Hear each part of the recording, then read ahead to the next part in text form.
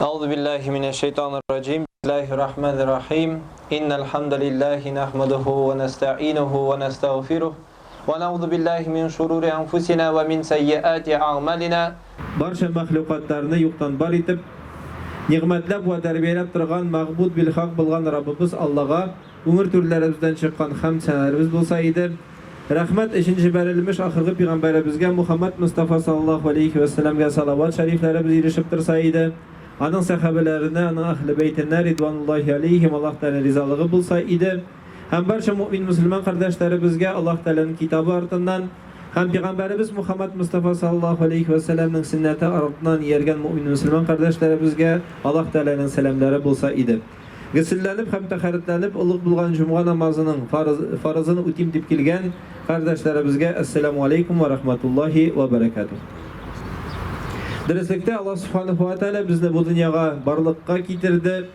Türlü bizge türlü takdirler yazgan, türlü bizge türlüçe ömürlerimizni yazgan, baylıkны fakirlikten şulayık Allah Subhanahu wa Ta'ala ayırgan, hem kişilerinin türleri көп bulganга göre türlüçe Allah Subhanahu wa Ta'ala bizge mümin Müslüman kardeşlerimizge Kur'an'da müracaat ite. Allah Teala Taha surasının 124. ayetinde bulaydı ve Euzubillahimineşşeytanirracim. وَمَنْ أَعْرَضَ عَنْ ذِكْرِي فَإِنَّ لَهُ مَعِيشَةً ضَنْكًا وَنَحْشُرُهُ الْيَوْمَ الْقِيَامَةِ أَعْمَى. Allah Teala Kur'an'da ite, kimde kim benim zikrimden yüz çevirse, yani baş tartsa, anı dünyada da, kabirde de, ahirette avurturmuş küte. Kıyamet gününde Allah Subhanahu wa Ta'ala bu dünyada görüşü bulsa da kıyamet gününde kurmavuşu sukur itip kavuşturumunu etken. Demek bu kişiler kimde kim Allah Teala'dan özün üstün koyup Allah Teala'ga zikir etmegen kişilerden bu dünyada okturmuş bik ağır kişirilir diye etken bu Allah Teala'nın vaadesi. Hem kıyamet gününde ul sukur kiliş Allah Teala tarafına basırdı deb etken. Ko'rganimizcha İslam dini keldi, Kur'anul Karim keldi, Muhammed sallallahu aleyhi ve sellem keldi. Hem bu Kur'an Peygamber bilen bizning için ma'lumat, bizning eng ko'rkam, eng go'zal bilgan dinimiz turunda ma'lumat keldi. Eğer de biz İslam'dan, Kur'an'dan, Peygamberimizden baş tartsak, alarını kabul etmesek, Allah yoluna hem Peygamberimiz yoluna barmasak, bizni bu dünyada baxitsiz, gazaplı turmuş kitecek. Bizning turmuş tinchsiz bulur, hem ko'nglimiz, ko'kraklarimiz qisib adashuv da bulur. Jon tinchlig'i bulmaz. Allah Subhanahu wa Ta'ala Kur'an'da aytib, "Ala bi zikrillahi tatma'innul qulub" derslikte Allah Teala'nı zikr etu bilengine jonlar tinchlanadi deb aytgan. Hem derslikte bizning bugungi kunda açlık zamanlar tugul, her biri bizning Allah'a şükür rizq var, yurtlarimiz var, illerimiz imin elhamdülillah. Ana qaramasdan kişiler meşitke kile, hem eng yeş bulgan sırav Hazret nişleptir. Benim bütün baylığım da var, selametligim de var, bağlarım da sağ selamet. Lakin nişleptir, canım tınış tugul değil. Hem derslikte de Allah Teala'dan yiragaygan kişiler, Allah Teala'nı unutkan kişiler, Allah Teala ol kişilerge sınav yüzünden özü turunda iske taşırır için ne bu can tanışlıksızını jibere hem türlü sınavlarga layık ite. Dıştan baxitli görünüp, tilegen kiyimler kiyip, tilegen şehirlerinde yaşap, tilegen rızıklarını aşap yaşasa da, lakin anın yüreğinde ışanu, inanı bulmasa, anın ko'ngli ikilenu, şiklenu hem adashu bilen tulgan bulur. Allah Teala Haç suresinde 11. ayette bulaydı ve etken Euzubillahimineşşeytanirracim. Ve minen nasi men ya'budullaha ala harfin fe in asabahu hayrun atma'anna bihi ve in asabathu fitne inqalaba ala vecihi cesira. Kişiler arasında şundilar var. Bir şikte Allah gıybet kıla. Dinge tuğulsunca kirib etmeyim. Eğer anı hayırlı nerse kilse şunun bilen tınışlanır. Әмма жаны, малы һәм гаиләсе мәсьәләләрендә аңа мәшәкать тудырган бер сынау килсә, ягына кабат кайта. Димәк инде имансызлык ягына кабат кайта. Ул да булса, дөреслектә зур бер зарар дип әйткән. Тәфсиребез Ибн Кәсир, тәфсирдә галимебез Ибн Кәсир бу аятларны булай дип аңлата: кеше дингә кырыдан гына керә, димәк тулаем фарыз гамәлләрен үтәми. Әгәр ул шушы диндә үзенә ошаган берәр әйбер тапса, ул диндә калыр. Әгәр ул шушы диндә үзенә ошаган әйбер тапмаса, ул динне ташлар дип әйткән. Шулай ук Пәйгамбәрбез алейхиссалату вассалам да бер бәдәвиләр ислам динен кабул итү турында безгә сөйләп киткән, үз илләренә, туган җирләренә бу бәдәвиләр кайткан һәм ул елны яңгыр бик күп булган, аларның үсемләре һәм җәнлекләре бик тук булгандар һәм инде бу бәдәвиләр булай дип әйткәннәр: безнең дин, ислам дине бик яхшы дин, чөнки яңгыр килгән, шулай бит.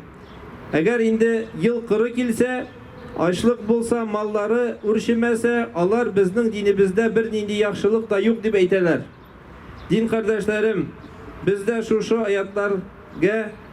аятлардагы кешеләр күбек булмый, рәхәт вакытында Аллаһны мактап, авырлык килгәч, әти-әниләребез вафат булса, балаларыбыз чирләсә, эшне югалтсак, авырлык килгән вакытта Аллаһыга, дингә тел тидермик, алайса ачы хәсрәттә һәм зур югалтыда калырбыз.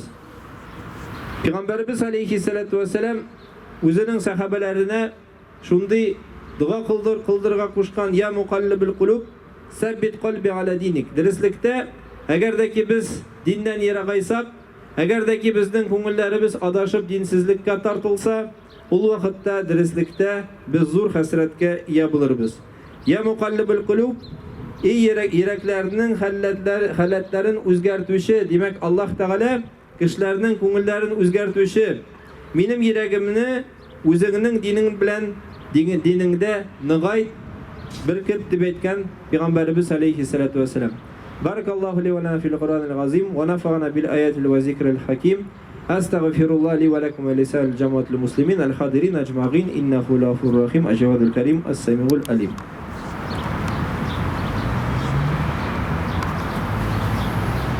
Alhamdulillahi Rabbil Alamin, wassalatu wassalamu ala Rasulina Muhammad wa ala alihi wa sahbihi ajma'in. Amma ba'd, assalamu алейкум ва рахматуллахи ва баракатух, дорогие братья.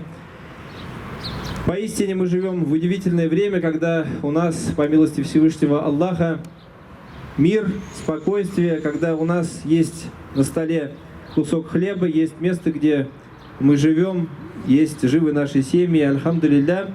Но несмотря на это, когда мы общаемся с людьми, многие люди приходят с таким запросом, что нету, хазрат, в сердце спокойствия.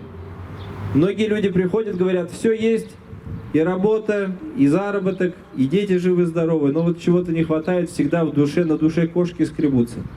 Аллах Субханаху ва Тааля в Коране говорит: аля зикриллахи татмаинналь кулуб, а разве не с поминанием Аллаха успокаиваются сердца? Аллах Субханаху ва Тааля создал человека таким образом, что помимо физического тела, помимо пищи, которую мы потребляем для того, чтобы наш организм жил, существовал, человеку необходима также и духовная пища. И если эта духовная пища, человек вовремя не потребляет ее, то у человека начинает черстветь сердце и ослабевает иман, ослабевает вера во Всевышнего Аллаха Субханаху ва Тааля. Вот этого нужно остерегаться и нужно постоянно находиться в поминании Аллаха Субханаху ва Тааля. Для тех людей, в суре Тоха Аллах Субханаху ва Тааля говорит, для тех людей, которые в этом мире откажутся от поминания Всевышнего Аллаха Субханаху ва Тааля, Аллах в этом мире сделает их пребывание в этом мире невыносимо тяжелым, донка, то есть это будет тяжелое влачение, существование, никакая не жизнь, никакой радости в жизни не будет, если мы отвернемся от поминания Всевышнего Аллаха. А когда они предстанут перед Всевышним Аллахом, то предстанут они незрячими. То есть если даже в этом мире люди видели, из-за того, что они не видели те многочисленные блага, которыми Аллах Та'аля нас наделил, не видели ни'маты, которыми Аллах Субханаху ва Та'аля нас наделил, за это они в будущей жизни, за их неблагодарность предстанут в таком виде, пусть Аллах Та'аля нас убережет. Инна Аллаху ва малаикатуху юсаллуна аля наби, я юхалладина аману салли алейхи ва таслиман.